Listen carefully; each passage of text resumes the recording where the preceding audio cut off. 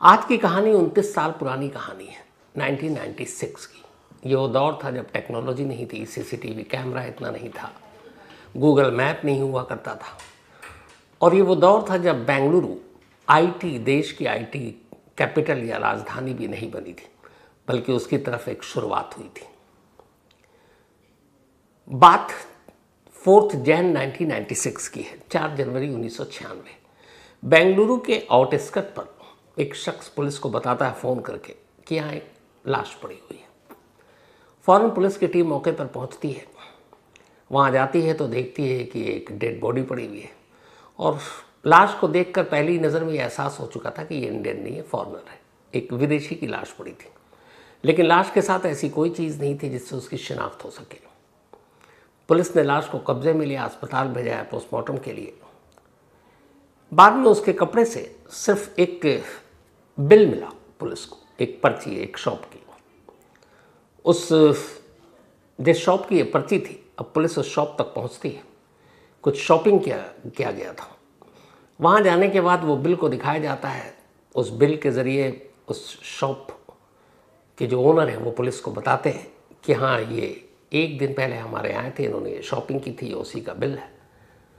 और फिर वहाँ से नाम पता चलता है कि जिस शख्स की ये लाश थी उसका नाम जेम्स विलियम स्टुअर्ट था, और ये ब्रिटिश सिटीज़न है।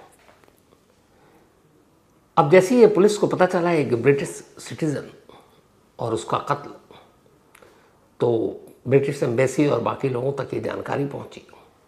मामला एक टूरिस्ट के कत्ल का था।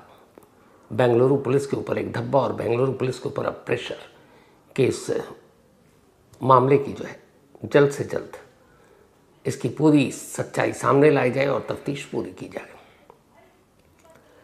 अब पुलिस तफ्तीश करती है। नाम पता चल चुका था। नाम पता चलने के बाद पुलिस को ये भी पता चला कि ये ब्रिटिश सिटीज़न कहाँ ठहरा हुआ था। तो एक वहीं बेंगलुरु में एक लॉज, उसी लॉज में ये शख्स ठहरा हुआ था।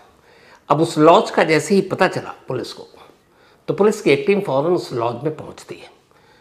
लॉज में जो मैनेजर बैठा हुआ था उसने बताया कि हाँ, स्टुअर्ट नाम का शख्स यहाँ ठहरा हुआ, लेकिन अकेला नहीं है, उसकी एक पार्टनर भी है, एक फीमेल पार्टनर। पुलिस जाती है, कमरा अंदर से लॉक, डोरबेल बजाया जाता है, दरवाज़ा खुलता है। सामने एक महिला, वो भी ब्रिटिश नागरिक, करीब 27 साल की उम्र, पुलिस वाले वर्दी में थे। पुलिस को देखते ही वो महिला रोने लगती है। पुलिस को कुछ समझ में नहीं आया। वो अभी ये बताने के लिए आए हैं कि तुम्हारे पार्टनर की डेथ हो गई है, उसका मर्डर हो गया, उसकी लाश और उसको ले जाने के लिए आए थे, और ये तफ्तीश करने के लिए कि उसके रूम में क्या क्या है। लेकिन अब यहाँ वो महिला बेतहाशा रो रही है। पुलिस वाले भी हैरान। अचानक रोते रोते उस महिला ने कहा कि मेरे साथ रेप हुआ है और एक ऑटो ड्राइवर ने मेरा रेप किया। अब जैसे ही ये पुलिस ने सुना, पुलिस के भी होश उड़ गए। उधर उसके साथी की लाश मिली है, वो मॉर्चरी में है। इधर महिला कह रही है कि उसके साथ रेप हुआ है, और उसे ये पता नहीं कि उसके साथी की डेथ हो चुकी है। पुलिस वालों ने अक्लमंदी दिखाई। उन्होंने कहा ये मौका ठीक नहीं है उसे सच्चाई बताने का, इसलिए उन्होंने बताया नहीं। फिर फ़ौरन आला अफसरों को फ़ोन किया गया। उस महिला के भी स्टेटमेंट लिए गए। महिला ने बताया कि असल में 4 जैन को वो अपने पार्टनर स्टुअर्ट के साथ इसी लॉज के बराबर में एक रेस्टोरेंट में डिनर करने के लिए गई थी। दोनों जब वहाँ पहुँचे तो डिनर करने से पहले ही अचानक स्टुअर्ट के पेट में कुछ गड़बड़ हो गई, और उसने कहा मेरी तबीयत ठीक नहीं लग रही, लगता फूड पॉइजनिंग हो गया, तो मैं रूम पर जा रहा हूँ, तुम अपने डिनर कंप्लीट करो और उसके बाद रूम पर ही मिलते हैं। उसने भी कहा ठीक है, तुम जाओ। अब स्टुअर्ट रेस्टोरेंट से निकल जाता है और चला जाता है। थोड़ी देर के बाद उसकी पार्टनर अपना डिनर फिनिश करती है, बाहर निकलती है। अब वो रास्ता भटक गई जिस लॉज तक उसे पहुंचना है, वरना वो आई थी पैदल। अब उसे लगा कि रास्ता भटक गए, कहाँ जाए। एक दो लोगों से पूछा, वो इंग्लिश समझ नहीं पाए, उन्होंने बताया नहीं। तभी उसे एक ऑटो ड्राइवर दिखा। उसने उस ऑटो ड्राइवर को उस लॉज का नाम बताया, सुधा लॉज। उसने कहा वहाँ तक ड्रॉप कर दो। अब ये ऑटो में बैठ गई, थकी हुई थी, डिनर किया और ठंडी हवा भी चल रही थी। बैठे बैठे उसकी आंखें लग गई। थोड़ी देर के बाद जब आंखें खुली तो उसने देखा कि वो अब भी ऑटो में है, जबकि उस रेस्टोरेंट से लॉज की दूरी बहुत ज़्यादा नहीं थी। और उसने देखा ये सुनसान जगह है। उसे डर लगा, उसे लगा कुछ गड़बड़ तो नहीं है। उसने फ़ौरन ऑटो ड्राइवर से कहा कि तुम कहाँ ले गए, ऑटो रोको।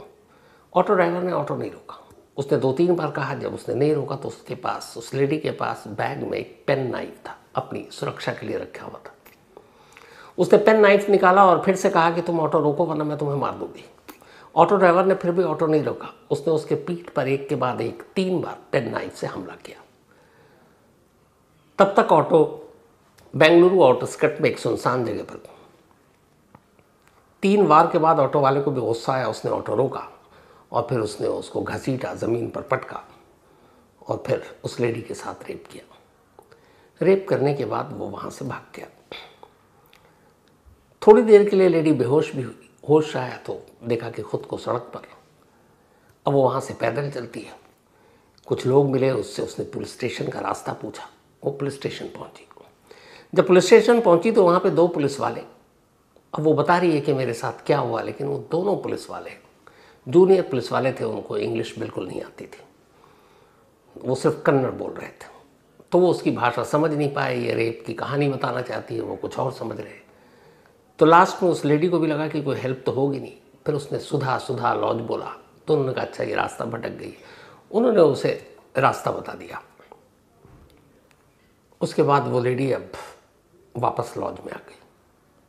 लॉज में आने के बाद वो रो रही है, इधर पार्टनर भी नहीं है और समझ में नहीं आ रहा, तब मोबाइल इतना था नहीं, तो वो इंतज़ार कर रही थी। और तभी ये पुलिस वाले उसके दरवाजे पर पहुंचे और उन्होंने इसकी कहानी सुनाई।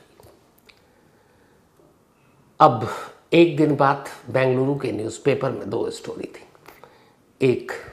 एक ब्रिटिश सिटीज़न के कत्ल की और दूसरी उसी की पार्टनर के साथ हुए रेप की। अब क्या ये दोनों मामला एक था या अलग अलग? अब बेंगलुरु पुलिस को इस केस को सुलझाना था। इधर बेंगलुरु के ऊपर एक दाग, एक धब्बा भी लग रहा है कि यहाँ पे विदेशी नागरिक सुरक्षित नहीं है। तब पुलिस की टीम बनाई गई और इस टीम को ये केस सौंपा गया और कहा गया कि अब आप इस केस पर काम कीजिए और इसको जल्द से जल्द सुलझाइए। अब जब पुलिस की टीम ने इस महिला से बातचीत करनी शुरू की कि ऑटो वाले का हुलिया कैसा था, क्या था, तो वो कुछ बता नहीं पा रही, बहुत बुरी तरह से डरी हुई, सहमी हुई। और तब तक अब उसे अपने पार्टनर के कत्ल की बात भी पता चल चुकी थी। तो उसकी मेंटल हालत अब ठीक नहीं थी और पुलिस को भी लगा कि शायद उसके साथ टॉर्चर होगा और ज़्यादा पूछना, क्योंकि वो कुछ बता ही नहीं पा रही थी। इसी दौरान में अब एक डीसीपी थे उस वक्त बेंगलुरु में, प्रवीण सूद, और एक इंस्पेक्टर थे अशोक कुमार। प्रवीण सूद डीसीपी जो थे, उन्हें उस ब्रिटिश सिटीज़न की यानी स्टुअर्ट के मर्डर केस की इन्वेस्टिगेशन की जिम्मेदारी सौंपी गई और इंस्पेक्टर बीबी अशोक कुमार को इस महिला के साथ हुए रेप के केस को सौंपा गया। पूरी टीम बनाई गई ताकि दोनों केस जल्द से जल्द सौंपे जा सके, सुलझा सके। महिला से काफ़ी पूछताछ हुई लेकिन कोई नतीजा नहीं निकल रहा है। इधर लगातार अखबारों में खबर आ रही, क्योंकि उस वक्त न्यूज़ चैनल की बाढ़ भी इतनी थी नहीं। इंस्पेक्टर अशोक कुमार को लगा कि इस महिला से बयान लेना बड़ा मुश्किल काम हो रहा है, क्योंकि इस वक्त वो बड़ी डरी हुई है। जिस पार्टनर के साथ आई उसकी मौत हो गई। इस वक्त बेंगलुरु में, इस देश में एकदम अजनबी, अकेली है और इस हाल में उससे पूछताछ करके उस ऑटो ड्राइवर तक पहुंचना बड़ा मुश्किल है। तब उन्होंने एक दूसरा फैसला किया। उन्होंने उसका भरोसा जीतने के लिए उसे लॉज से बाहर निकाला और कहा आप मेरे साथ आइए। और इंस्पेक्टर अशोक कुमार उसे अपने घर ले गए।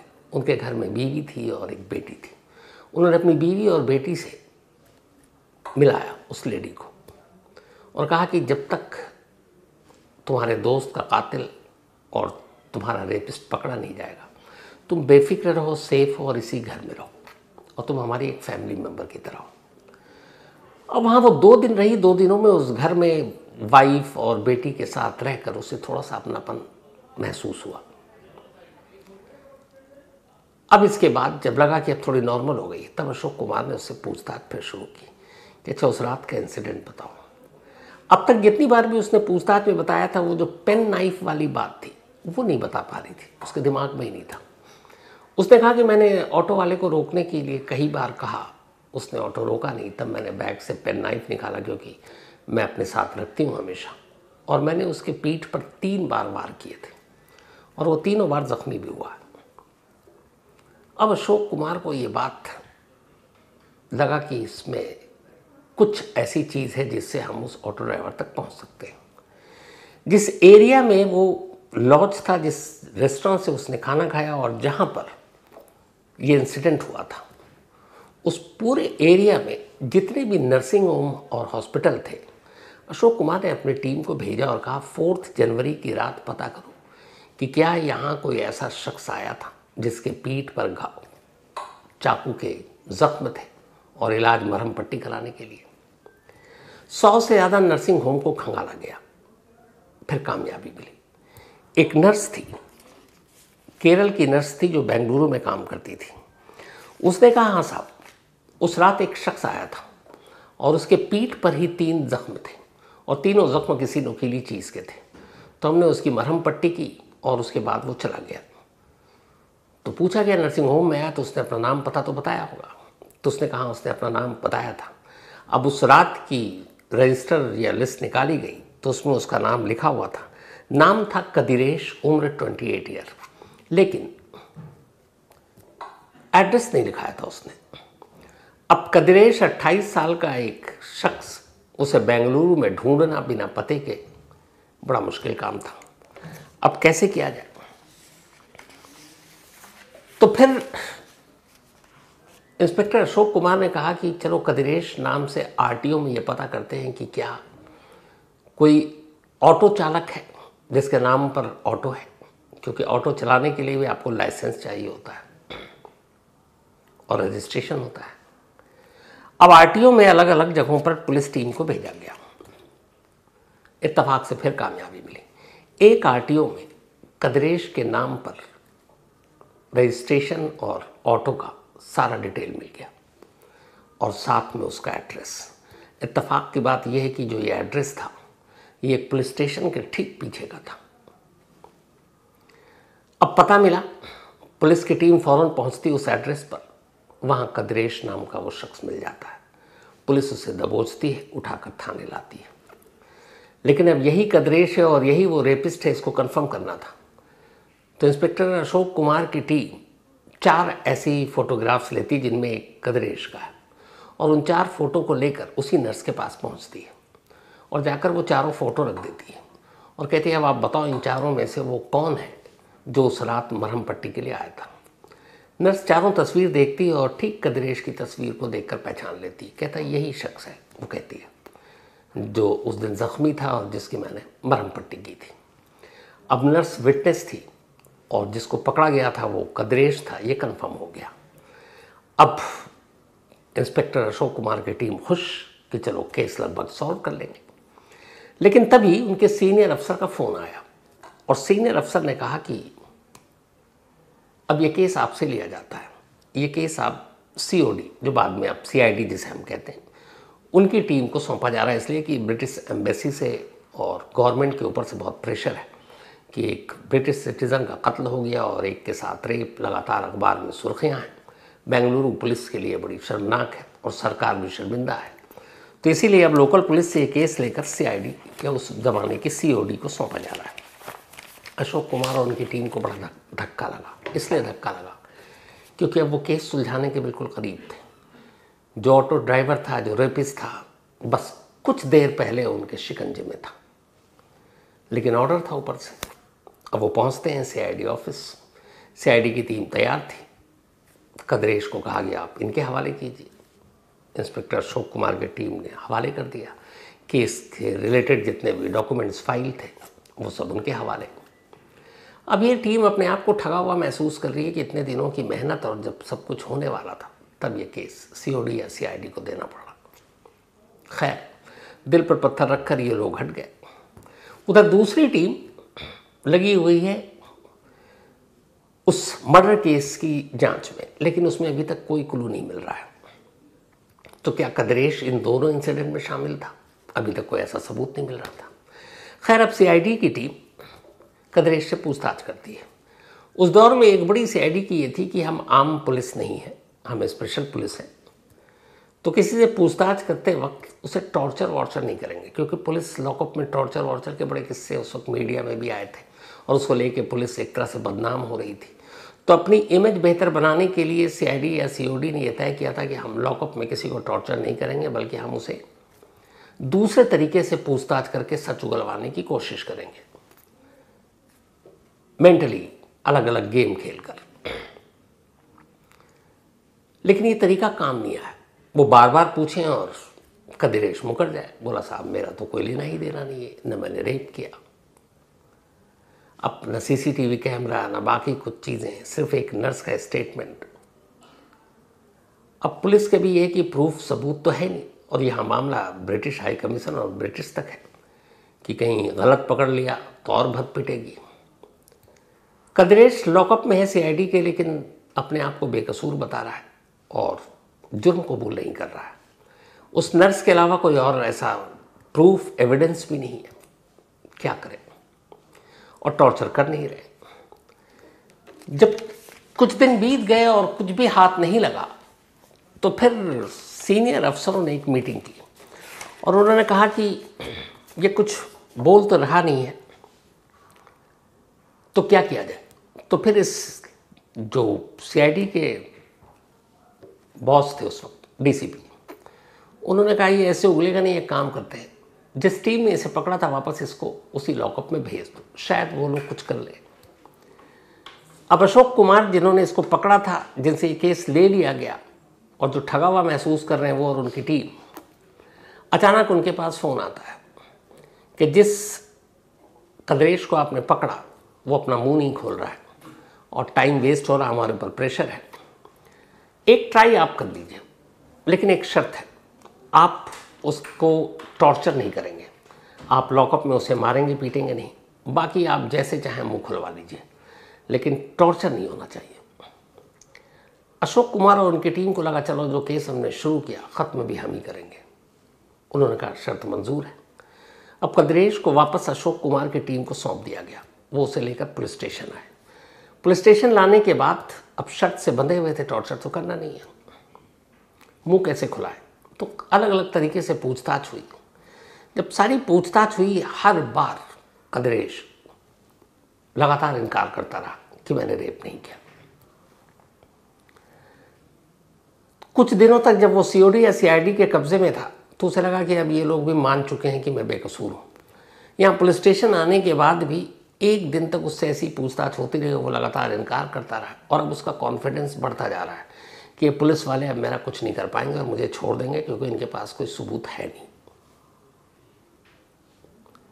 इनकार कर रहा है, एक्सेप्ट नहीं कर रहा है। तभी अशोक कुमार ने कहा कि इतने दिन हो गए इसकी कस्टडी लिए हुए, ये मुंह नहीं खोल रहा है, चलो पुलिस अंदाज छोड़ते हैं, एक नया तरीका अपनाते हैं। अब उन्होंने उससे और अपनी टीम से कहा इससे सिर्फ दोस्ती से बात करो, कोई केस के बारे में नहीं, कोई क्राइम के बारे में नहीं, कोई रेप के बारे में नहीं, उसके परिवार, उसकी फैमिली, उसकी रोज़मर्रा की ज़िंदगी, उसके शौक़, उसकी पसंद नापसंद, मूवी, इन सब के बारे में बात करो। और अब अचानक अगले दिन सुबह से कदरेश से ऐसी बातें, क्या हाल है, कैसा है, परिवार में कौन है, तेरे शौक़ क्या है, फिल्में कौन सी देखता है। अब वो भी लगा कि यार, और उसे ये भी एहसास है कि इतने दिन हो गए, मुंह तो खुलवा नहीं पाए, अब खुलवा भी नहीं पाएंगे और मुझे छोड़ देंगे, और ये भी कि थोड़े दिन की बात है बस, कुछ फिर तो तुम बाहर ही चले जाओगे, चलो कोई बात नहीं, अब दोस्ती ही जैसा है। पूरे 24 घंटे उसे इसी तरह से बातचीत की गई। अब कदरेश को आ गया कॉन्फिडेंस कि ये लोग अब अपने झांसे में आ चुके हैं और दोस्त की तरह है। तभी फिर इंस्पेक्टर अशोक कुमार आए। आने के बाद उन्होंने कहा कि और सब ठीक है, अब तो तुम चले जाओगे, क्योंकि हमसे गलती हो गई, तुमको गलत पकड़ लिया, बाकी हम तलाश कर रहे हैं असली रेपिस्ट कौन है। अब उसके दिमाग में आ गया कि उसका चारा जो फेंका था एकदम सही है, ये लोग अब उस पर शक नहीं कर रहे हैं। तो उन्होंने कहा चलो और कोई शौक़ है तुम्हें बताओ, ड्रिंक व्रिंक करते हो। उसने कहा साहब मैं शराब नहीं पीता, हाँ बियर पी लेता हूँ, क्योंकि शराब मुझे चढ़ जाती है। और चढ़ जाती है तो हम उल जुलूल बोलने लगता हूँ। तो उन्होंने कहा अच्छा कोई बात नहीं, चलो पुलिस वालों को भी बियर पी लो, उसके बाद तो फिर तुम अपने घर, हम अपने घर। वो खुश। 2 बियर मंगाई और साथ में कुछ पुलिस वालों को जो ड्रिंक करते थे उनके लिए भी मंगाई और कहा साथ बैठ जाओ। अब जो 2 बियर आई, उस दोनों बियर में इन्होंने, पुलिस वालों ने थोड़ा थोड़ी ब्रांडी डाल दी। उसको जानकारी नहीं है कदरेश को, ताकि बियर से नशा ना आए लेकिन बाकी से आ जाए। अब ब्रांडी डाल के फिर बियर की बोतल का ढक्कन बंद किया गया, उसके बाद बियर अब सर्व किया गया। 25 मिनट में दोनों बोतल खाली, कदरेश पी चुका और अब बातें भी कर रहा है, पुलिस वालों के कंधे पर अपना हाथ भी रख रहा है जैसे दोस्त है। धीरे धीरे अब अशोक कुमार को लग गया कि इसके सर नशा चढ़ चुका है। फिर उन्होंने कहा अच्छा ये बताओ उस रात हुआ क्या था। इस कदर नशे में था कि जो इतने दिनों से पुलिस को घुमा रहा था, अब वो बोलना शुरू हो गया कि साहब मैं रेस्टोरेंट से जा रहा था, वो एक फिरंगी थी गोरी, अचानक उसने रास्ता भटक गई थी, मुझे गेस्ट हाउस छोड़ने के लिए कहा, मैंने बिठाया, फिर रात का वक्त था, मेरी नीयत ख़राब हो गई तो मैं उसको सुनसान जगह पर ले गया, उसने मुझे पीछे से कुछ मारा भी, फिर वहाँ जाकर मैंने उसके साथ रेप किया। बोला इससे पहले भी मैंने कई बार ऐसी कोशिश की थी लेकिन नहीं कर पाया था, इस बार हो गया और निकल लिया। ये सारी बातें जो हो रही थी और ये जो सारी बियर पार्टी ऑर्गेनाइज की गई थी एक पुलिस स्टेशन के अंदर, वो सारे रिकॉर्ड हो रहे थे ताकि ये प्रूफ सीनियर लोगों को भी दिखाया जाए, क्योंकि पुलिस लॉकअप में उसका सिर्फ दिया गया बयान कोई भी नहीं मानता। तो ये सारी चीज़ें रिकॉर्ड हो रही थी। जब सारी चीज़ें हो गई तो फिर अशोक कुमार जी ने अपने सीनियर अफसरों को दिखाया। अब यहाँ एक सवाल था कानूनी पेच कि क्या नशे में दिया गया बयान माना जाएगा, लेकिन इस बयान के साथ उसने जो रेप के बाद जो कुछ किया था वो सारी चीज़ें धीरे धीरे करके कोलैबोरेट की गई। उन सारी चीज़ों को भी सबूत के तौर पर इकट्ठा किया गया, फिर उसे ऑफिशियली अरेस्ट किया गया, कोर्ट में मामला गया। 98 में जजमेंट आया।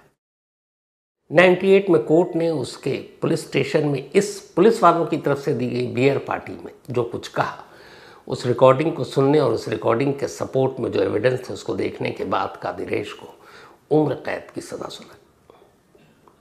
तो एक थाने में दी गई एक बियर पार्टी जो बड़े बड़े अलग अलग तरीक़ों से भी मुंह नहीं खुलवा पाई, 2 बोतल बियर ने वो काम कर दिया। तो कहानी का एक पार्ट।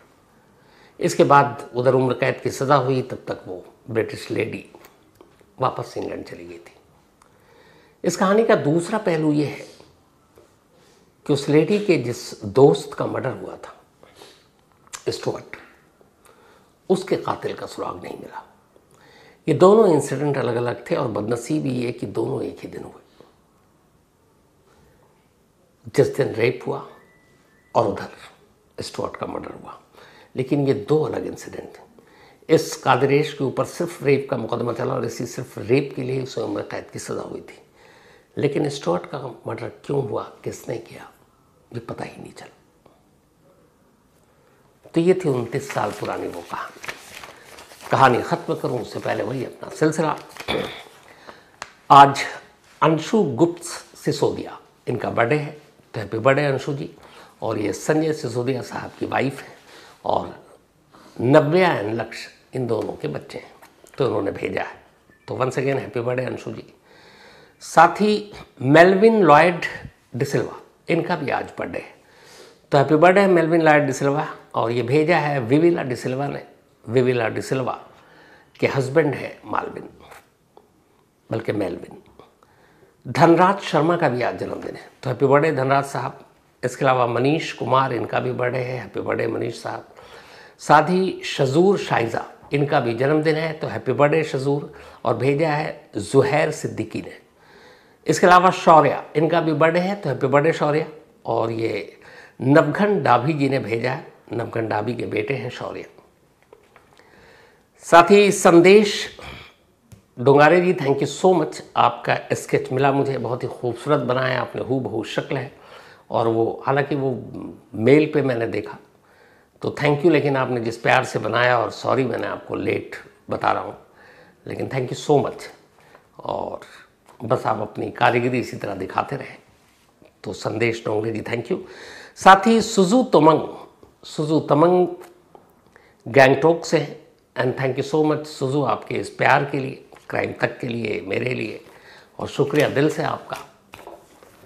तो इसी के साथ कहानी में आज इतना ही। अब आपसे मुलाकात होगी कल रात 9 बजे किसी नई कहानी के साथ। तब तक अपना और अपनों का ख्याल रखिएगा।